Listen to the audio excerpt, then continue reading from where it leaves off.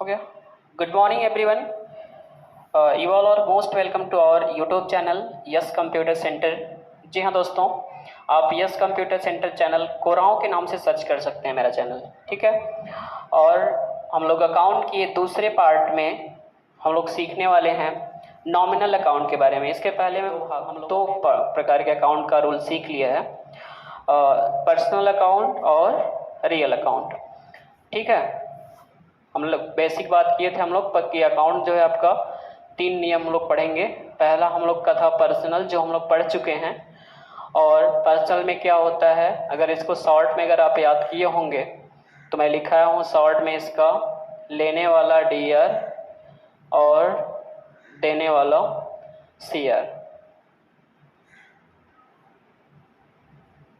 ठीक है। उसके बाद आपका रियल अकाउंट आपने पढ़ा था। रियल अकाउंट का नियम में शॉर्ट में लिखाया गया है, आता है तो डियर और जाता है तो सीयर। कोई संपत्ति यदि आपके व्यवसाय में आ रही है तो उसको आप डेबिट में दिखाएंगे, और अगर कोई संपत्ति आपके बिजनेस से जा रही है तो उसको आप किस में दिखाएंगे, क्रेडिट में। ये नियम था हम लोग का 2 ठो। और तीसरा नियम और आप लोग लिखे थे जिसका नाम है नॉमिनल अकाउंट, जो अभी हम लोग पढ़ने वाले हैं। तो चलिए स्टार्ट करते हैं आज का अपना टॉपिक, नॉमिनल अकाउंट। चलिए सबसे पहले हेडिंग हम लोग लिख लें, नॉमिनल अकाउंट। नॉमिनल अकाउंट, इसका हिंदी हमने बताया था पिछली क्लास में, नाम मात्र खाता। चलिए अब इसके बारे में लिखा जाए। If in any business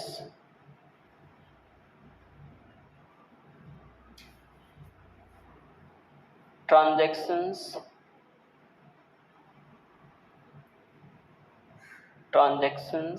are occurred related to profit, income or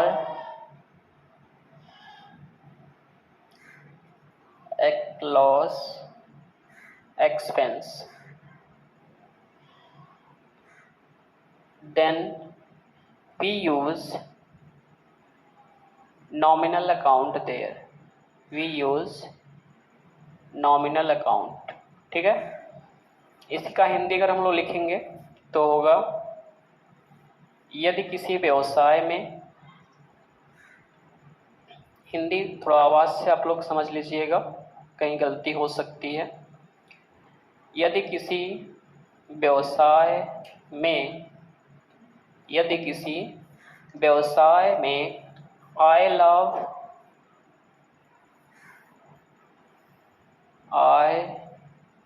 लाभ या खर्च हानि से संबंधित लेन देन होता है तो उसकी प्रविष्टि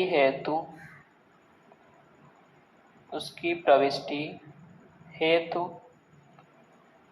नाम मात्र खाता का उपयोग किया जाता है।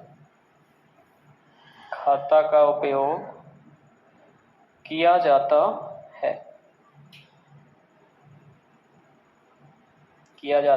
है, ठीक है।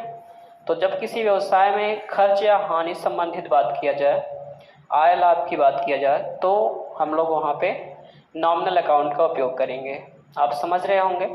अब आय लाभ खर्च हानि होगा कहाँ से, यदि हम कोई सामान खरीदते हैं या बेचते हैं तो हमारा आय होगा या तो लाभ होगा। चलिए जैसे एक एग्जांपल हम लोग देख लें। मान लीजिए आपने परचेज किया है, 100 रुपये का आपने परचेज किया मार्केट से, ठीक है। तो ये आपका हो गया क्रय मूल्य आपका, इसको आप सीपी के नाम से भी जानते हो। उसके बाद आप अपनी दुकान पे इसको लाकर इसको आपने 150 रुपये में बेच दिया, जिसमें आपका 20 रुपये जो है खर्च सम्मिलित है रास्ते का और अदर जो भाड़ा वगैरह है। 150 रुपये आपने लिया तो सामान आपका 120 का पड़ गया और आपने इसको सेलिंग प्राइस कितने बेच दिया, 150 पे। तो हम लोग का कंडीशन क्या बन रहा है, CP is less than SP। इस कंडीशन में आपको प्रॉफिट होता है और प्रॉफिट इक्वल टू निकाल दीजिए दोनों का अंतर, तो 150 माइनस 120 यानी 30 रुपये का आपको लाभ हुआ है। ठीक है, तो लाभ या तो आपको इनकम होगा, ठीक है, यदि इनकम होता है, देखिए इनकम जो होगा आपको सैलरी के रूप में हो सकता है हो, ठीक है, या कोई आप एक्सपेंस जैसे लाइट बिल वगैरह आप ले रहे हैं तो उसमें भी आपका इनकम है, या गवर्नमेंट की इनकम है आपका लाइट बिल, या अदर जो टैक्स वगैरह हम लोग दे रहे हैं ये सब गवर्नमेंट की इनकम में आएगा। आप ढुलाई करते हैं तो, या मजदूरी करते हैं वेजेज अकाउंट, ढुलाई करते हैं आपका कैरिज अकाउंट, तो ये सब आपका इसके एग्जाम्पल है। ठीक है, ये इनकम के खर्च भी आपका सैलरी का रूप में आ गया, तो आप इसको खर्च भी कर सकते हो। जैसे आप मोबाइल में आप रिचार्ज कराया तो मोबाइल का बिल दिया ना आपने, तो वो भी आपका हो गया एक्सपेंस हो गया एक तरीके से, ऑफिस का एक्सपेंस है। तो बहुत सारे एक्सपेंस आपके पास आते हैं। इसका शॉर्ट में नियम है जिसको हम लोग याद कर लेंगे। देखिए इसका शॉर्ट रूल इसमें बता दे रहा हूँ। शॉर्ट रूल, इसका शॉर्ट रूल ये होता है, ऑल इनकम और प्रॉफिट्स या फिर ऑल लॉसेस और एक्सपेंसेस और डेबिट और DR। उसके बाद आपका हो जाएगा ऑल इनकम और प्रॉफिट्स और क्रेडिट। चलिए इसका एग्जाम्पल या फिर इसका हिंदी भी आप लिख लो इसी का सेम। तो इसका हिंदी क्या हो जाएगा, आय या लाभ होता है तो उसको हम लोग दिखाएंगे CR में, खर्च या हानि को दिखाएंगे DR। ये दोनों, इसका हिंदी और इंग्लिश। मान लीजिए कहीं हम लोग एक क्वेश्चन लेते हैं, पेड सैलरी RS 15,000, कंपनी ने सैलरी पे किया है 15,000 रुपये। तो 15,000 रुपये सैलरी पे कर रहा है कंपनी वाला, तो कंपनी वाले का क्या हो रहा है, एक्सपेंस हो रहा है कि नहीं, खर्च हो रहा है। तो जब खर्च हो रहा है तो उसको आप इस नियम से किस में दिखा दोगे, DR में। ये पहला एग्जाम्पल आपका हो गया। ठीक है, दूसरा एग्जाम्पल यहीं पे देख लीजिए। यदि मान लीजिए आपने रिसीव्ड किया है, रिसीव्ड सैलरी RS 15,000, सैलरी प्राप्त किया। ठीक है, सैलरी प्राप्त करेंगे तो इस कंडीशन में देखिए आपका किस रूप में आपको लाभ हो रहा है, या इनकम हो रही है आपकी, यहाँ पे किस इनकम हो रही है, सैलरी के रूप में, इसलिए इसको आप किस में दिखा देंगे, CR में दिखा देंगे। ठीक है, तो इस तरीके से हम लोगों ने क्या पढ़ा, नॉमिनल अकाउंट का इंट्रोडक्शन और इसका शॉर्ट में रूल। चलिए इसको विस्तृत रूप में देख लेते हैं कैसे लिखा रियल। अभी हम लोग इसके बारे में सीख लिए, नॉमिनल अकाउंट का इंट्रोडक्शन हम लोगों ने देख लिया। अब इसका अगर हम लोग विस्तृत में देखेंगे कि इसका क्रेडिट रूल क्या है और डेबिट रूल क्या है, तो सबसे पहले हम लोग इसका डेबिट रूल देख लेते हैं। डेबिट रूल क्या होता है, इसका डेबिट रूल किस कंडीशन में होता है, उसमें मैंने शॉर्ट में आपको बता दिया था। व्हेन इनकम और इसमें था एक्सपेंस, व्हेन लॉस और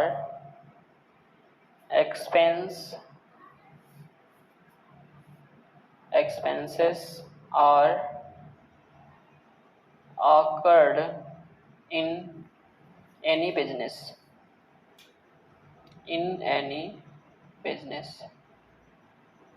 ठीक है, यदि किसी व्यवसाय में लॉस और एक्सपेंस ऑकर्ड होता है, then it goes in debit, तब उसको डेबिट यानी DER में दर्शाया जाता है। ठीक है, और इसको हिंदी में हम लोग देखेंगे तो ये बोल सकते हैं कि नाम मात्र का खाता कहता है कि नाम मात्र खाता कहता है कि यदि किसी व्यवसाय में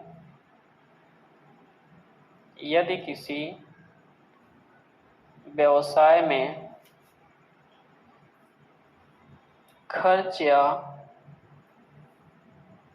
हानि होता है तो उसे डेबिट और DER में दर्शाया जाता है, डेबिट या DER में दर्शाया जाता है। चलिए एग्जाम्पल के माध्यम से हम लोग समझ लेते हैं इसको।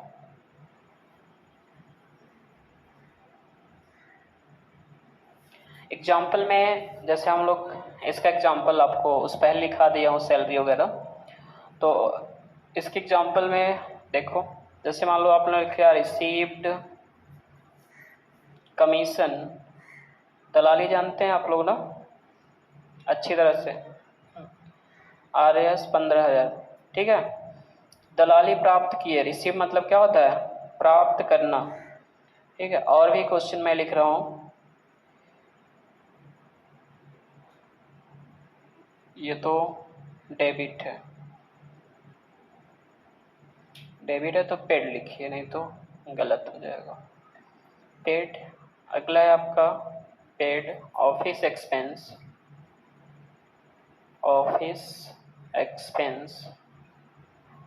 RAS 10,000। ठीक है, करेक्ट कमीशन पे किए हैं और ऑफिस एक्सपेंस पे कर रहे हैं आप एक बार।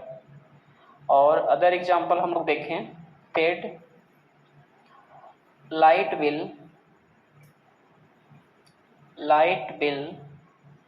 RAS 15,000। ठीक है, 3 क्वेश्चन है अपन सामने। ठीक है, तो कमीशन हो गया और क्या हो गया, ऑफिस एक्सपेंस। ठीक, चलिए तो इन्हीं सबको पकड़ लिए जो आपका खर्च करा रहा है वही शब्द।